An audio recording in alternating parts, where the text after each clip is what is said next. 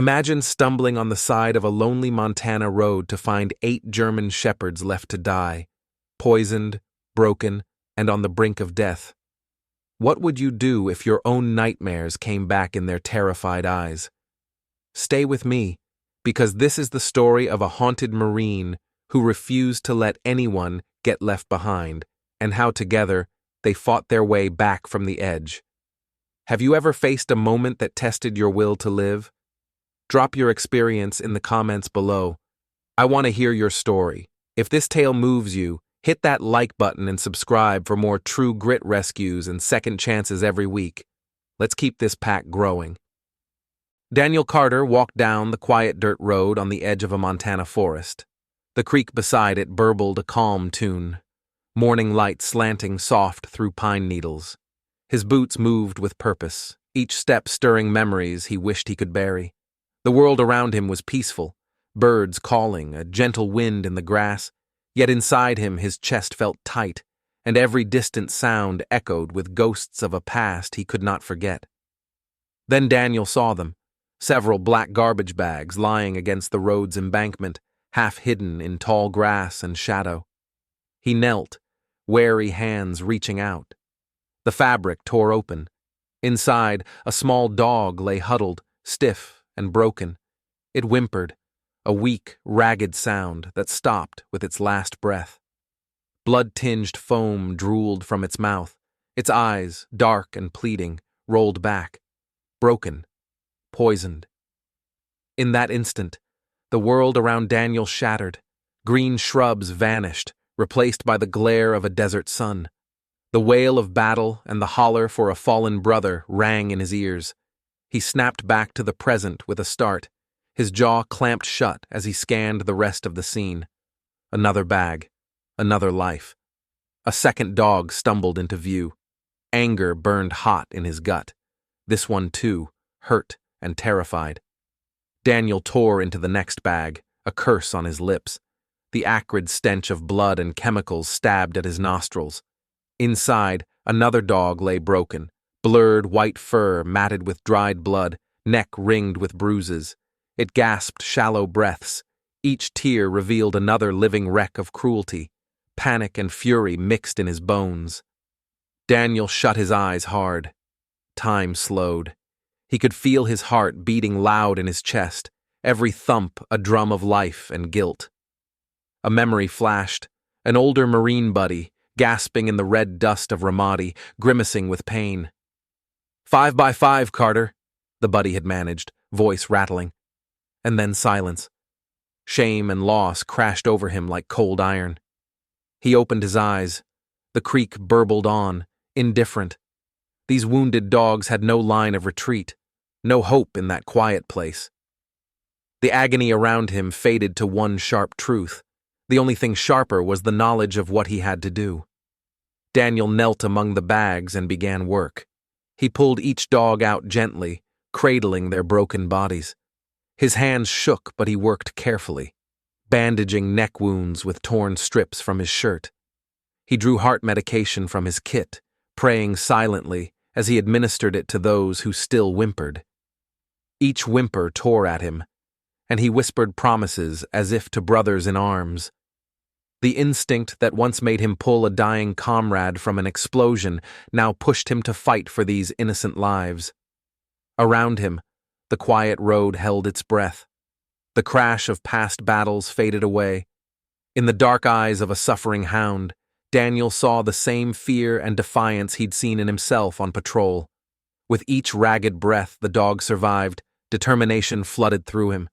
His own nightmares and pain faded to the background. Nothing else mattered but saving them. When he stood, he held the trembling frame of a German shepherd puppy with cracked ribs and half-shut eyes. The sun had climbed higher overhead. Daniel wrapped a bandage around it and sprinted to the creek's edge for water. He scooped cool water in his palms and let it run into the dog's parched tongue. Relief and resolve steadied his voice.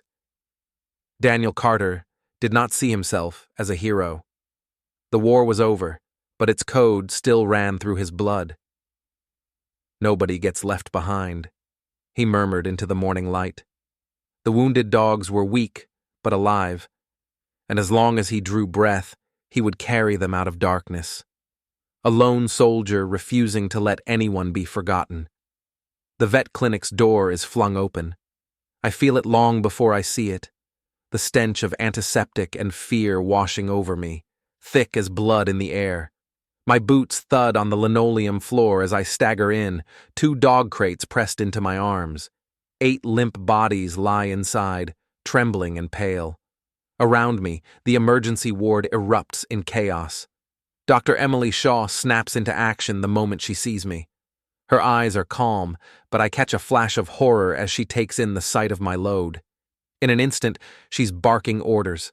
2 technicians on IV drips, 1 grabbing a gurney, the rest hovering ready with syringes and saline. The clinic's fluorescent lights blur with tears in my eyes as adrenaline floods my veins. This isn't a firefight back home, but it has the same urgency. Lives hang by a thread. I kneel beside the first crate, my marine instincts surging.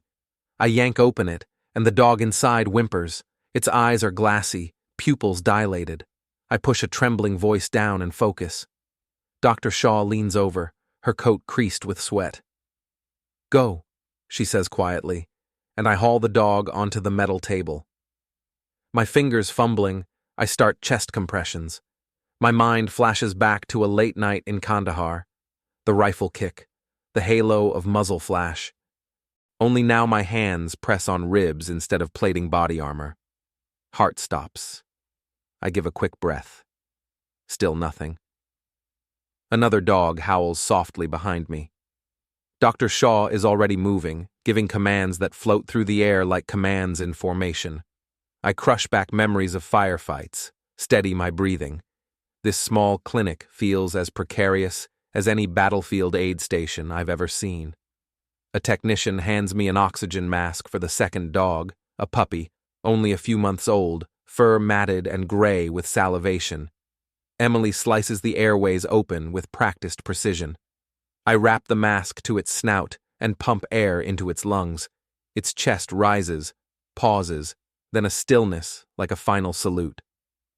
2 down, Emily says quietly, her voice just strong enough for me to hear. Her lips tremble for the briefest second before she sets them in a stern line and moves on. I sit back on my heels as sweat beads on my brow. Around me, the clinic hums with controlled panic. IV fluids drip into veins, meds hit the bloodstream. Emily works miracles, a hero unannounced in the quiet chaos. She wipes her hands on a towel, spots me staring, and gives a curt nod. No words needed. Her calm strength anchors me. "Can they pull through?" I ask, voice rough and low. It sounds desperate, even to me. She glances up, eyes fierce with unshed emotion. "We'll do all we can." No excuses, no false hope. I study her face, the set of her jaw, the fine tremor at its corner, and know she's right. 2 puppies are gone. My heart feels a pull, like the wreckage of an IED in the gut. One was a brindle pup with brave little eyes, now staring blankly at the ceiling. I've killed men with my own hands, but I have never felt this helpless. Hands stained not with blood, but with something as wrong as blood. A rogue memory rises.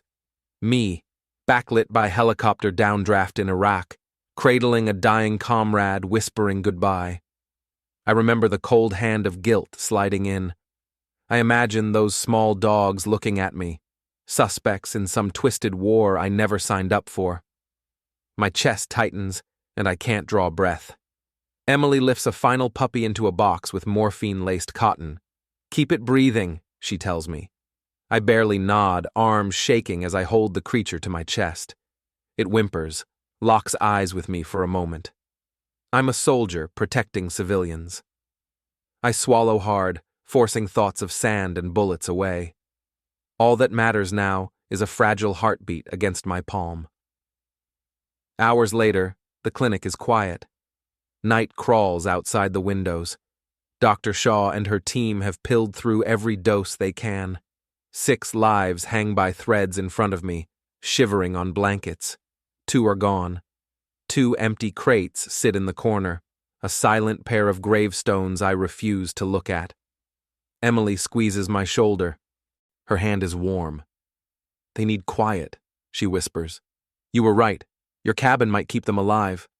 I manage a ragged breath, the weight of failure in my lungs. "Let me take them," I say, voice low. She nods, trusting me. I load the 6 survivors into the back of my pickup. One rests its head on my shoulder, as if it knows its new guardian. The engine growls to life. Taillights fade into the distance. My cabin is an hour away, down dirt roads flanked by trees that swallow the moonlight. I pull inside under a cloak of darkness. Inside, I rip pillows from the couch and towels from the bathroom. I wash them in the tub, warm water splashing. The dogs, fragile things, collapse onto them as I spread them out on the living room floor. I empty my small first aid kit onto the table: gauze, saline, antibiotics.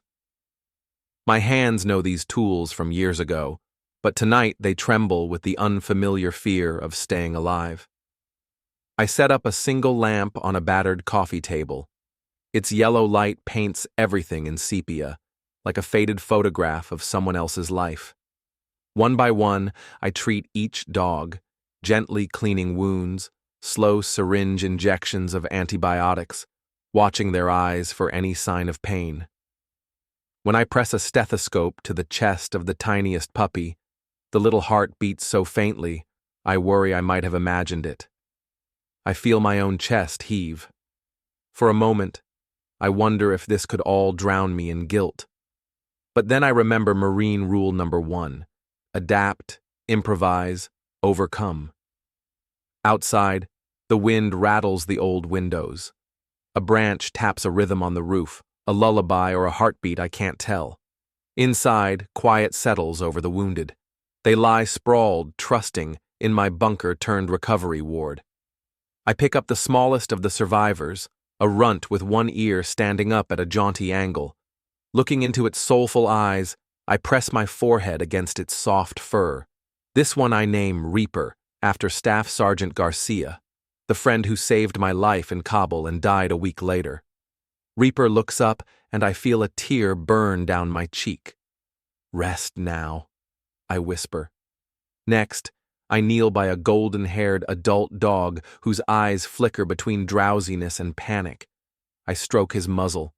"Captain," I murmur, naming him after Lieutenant. "Nguyen, a man who held the line with me through gunfire but never made it home." Captain licks my hand softly, then closes his eyes, comforted. I go through them all. Luna, in honor of the medic who patched me up under mortar fire.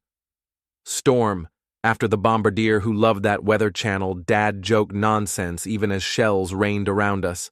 Grace, for the gentle machine gunner who hummed lullabies to calm us. Lastly, Bear, the biggest of them, who got his name from my buddy Bear Thompson, broad-shouldered and quiet, who watched over the squad until his last breath. As each name leaves my lips, the cabin grows still. Each dog's breathing steadies just a bit. Outside, a lone owl calls. Smoke curls from the cast-iron stove, and the moon peeks through clouds. I sink into the worn armchair, exhausted. In the dim light, their small chests rise and fall. I promised 6 lives. I wouldn't let them slip away. In return, they have given me something I thought gone: a reason to wake up tomorrow. This cabin, once my bunker against the world, is now a sanctuary for the survivors.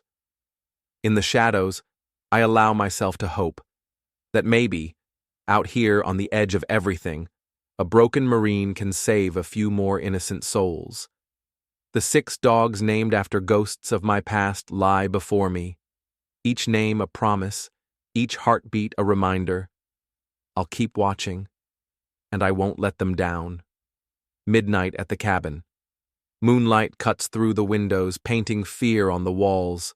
I wake every hour, the chill air around me as heavy as past regrets. I move silently among the 6 survivors, shadows in the gloom, trembling and wary. Luna lies curled by the firelight, empty bowl at her side she refuses to eat. Ghost huddles in a corner, her eyes wide on the edge of fear. Even the darkness scares her. Valor paces, growling low at night's soft sounds. Fierce, but he won't stray far from my side. Chief's paws scrabble the wooden floor in his sleep. He wakes with a whine, shaking, reliving a nightmare I know all too well. By morning, I'm bleary-eyed. I linger by the kitchen stove where Shadow sits, tail wagging for the first time in weeks. Shadow snatches a stray piece of bacon I drop, and I laugh softly. It might be the first time the cabin has heard that sound in a long time. In the next room, Luna finally rises. She gazes at the bowl. Then slowly, deliberately, she takes one tiny bite. Encouraged, I whisper her name, and her tail gives a slow, hopeful wag. Hope, once a limp whisper on 4 legs, tries to find her strength. I hold her gently as she takes a shaky step, and then another. Each small victory feels like sunlight in a dark world, warmth at the edge of winter. I watch them, heart hollow and hopeful. This ragtag family of mine, wounded and wary, teaches me about survival again. We aren't out of the woods, not yet. Every quiet moment is a gift, but also a warning. Silence in the forest can be louder than a scream. I wrap Valor in an old blanket that smells like home, speaking in a voice soft with exhaustion and relief. Valor's growl subsides, his eyes lock with mine. I tell him, "You're safe." But even as the words leave my lips, uncertainty bites. Night falls again, and ghosts crawl beneath the floorboards. I check the windows as I do every night, listening for the ghost of gunfire or footsteps. Outside, the wind shakes the pine boughs. A bird calls from somewhere beyond the darkness. Shadow snores on the rug, heavier in sleep. Luna rests her chin on my boot. Trust is a fragile spark she finally allowed. Hope trembles less each day. Soon I think she will stand without help. My heartbeat steadies just a little. But peace around here is fragile. Every shadow in the corner of my eye reminds me of what lurks beyond. I remember the night of screams, the scent of smoke, the dog's cries mingling with my own. It feels like yesterday, even as dawn breaks on a new day. My hand tightens on the bat by the door. Quiet, always ready. The forest is waiting. So am I, a silent sentinel in the gentle light of dawn. I find comfort in the small miracles, the sweep of a tail, the soft lick of hope on calloused hands. Even as I smile, the edges of my vision blur with what's left unsaid. Beyond the trees, something stirs. I listen. But the past wasn't done with them. The storm rolled in slow that evening, gray clouds crawling over the horizon like a warning. Inside the cabin, it was quiet. Too quiet. Daniel knew something was wrong before he saw it. Valor, the strongest of the pack, was lying still. Too still. His chest rose in shallow, labored gasps. His eyes, once fierce, were glassy. Empty. Then he collapsed. Panic didn't look like screaming. It looked like Daniel, jaw clenched, voice trembling, cradling a 70-pound dog like a child. He drove through the rain like the world was ending. Maybe it was. Emily met them at the clinic door. One glance, and the color drained from her face. "Liver damage," she said, voice low. "It's spreading. Fast." She didn't sugarcoat it. "Treatment's risky, expensive. There's no guarantee he'll survive the night." Daniel didn't flinch. "Do it." No hesitation. No second thought. Money meant nothing. Valor meant everything. Hours passed. The kind of hours that stretch time, bleed it dry. Machines beeped. 4 lines dripped. The room smelled like antiseptic and desperation. Daniel sat on the cold tile floor, knees pulled to his chest. One hand on Valor's paw. "You hear me?" he whispered, voice rough, cracking. "You're not garbage. You're not broken. You're family." He didn't sleep, just watched, waited. Through the night, through the storm, through the silence that begged him to let go. But Valor didn't let go. By dawn, he was still breathing. Weak, but breathing. Emily stared in disbelief. I don't know how he pulled through. Daniel exhaled a breath he didn't know he was holding. His hand ran gently down Valor's side. He's not done yet, Daniel said, voice low, steady. His name's Valor for a reason. Outside, the storm passed.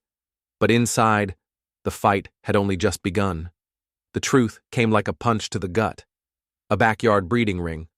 The dogs, discarded like trash when they stopped producing profit. Sick, starved, poisoned to hide the evidence. Daniel stood in the sheriff's office, fists clenched, heart thundering. He saw red, but didn't act on rage. Not this time. Instead, he gathered every photo, every x-ray, every scar, every trembling step of recovery. He stood before the court, wearing the same boots he'd worn in war. His voice didn't shake. He showed the jury Ghost's missing ear, Luna's sunken eyes, Valor's fight for life. The courtroom went silent. When the gavel finally struck, the sentence fell hard, years behind bars, no parole, justice, maybe not enough, but something. Then the call came. A foundation for abused dogs and combat veterans, offering Daniel land, resources, funding, a place for healing, a place to start again. He said yes, on one condition. It's got to be called Valor's Haven. Today, the ranch stretches across 80 acres of Montana wild. A safe haven wrapped in pine trees and quiet winds, fences built by veterans, kennels warmed by firelight and trust. Ghost, once terrified of sound, now rests her head on the laps of men battling panic. Luna curls into the beds of those who haven't slept in days. Chief still howls sometimes, but now someone's always there to hold him. And Valor greets every newcomer with a slow tail wag and a soft nudge, as if to say, "You're safe now. I know." Daniel walks the dirt paths at dusk, coffee in hand, dogs at his side. He watches the sun sink behind the mountains. There's still pain, still shadows, but something else lives here now, too. Purpose. He's not the broken Marine who found death in a trash bag. He's not the ghost that came home from war. He's the man these dogs saved, and he built them a sanctuary in return. Valor's Haven, where no soul, man or beast, is ever left behind. The wind moves gently through the grass, carrying the scent of pine, earth, and life. It whistles through the wooden beams of the porch at Valor's Haven, whispering stories only the land remembers. Laughter echoes from the training fields, not the hollow kind. The real kind. The kind that comes after silence has lasted too long. Daniel leans against a beam, coffee cooling in his hand. He watches the sun stretch across the ranch, lighting up the kennels, the trails, the hearts that beat inside them. Ghost is curled up beside a new vet, her head on his lap, her breathing slow. Luna lies by the fire pit with 2 kids reading her a story, shadows chasing a ball he'll never catch. Chief's howl now blends with laughter. And hope. Hope is running. She tears across the field like freedom itself, strong, fast, fearless. Daniel watches her move. Muscle, grace, joy. The kind of joy that only comes when death looked you in the eye and you ran the other way. She stops at the edge of the ridge, turns back, looks at him. One bark, sharp, bold, proud. Daniel smiles. Just a little. Behind those tired eyes, there's something softer now. Something lighter. Once, he didn't know if he'd make it through the night. Now he's building days worth living. He doesn't say much. He never has. But sometimes, healing doesn't sound like words. It sounds like paws thudding through wet grass, like a tail wag against a porch step, like a dog's bark answering the silence. Visitors come and go. They walk the grounds, hear the stories. They see scars on skin, on fur. But they leave different. They leave believing in second chances. Because Valor's haven isn't just a sanctuary, it's proof.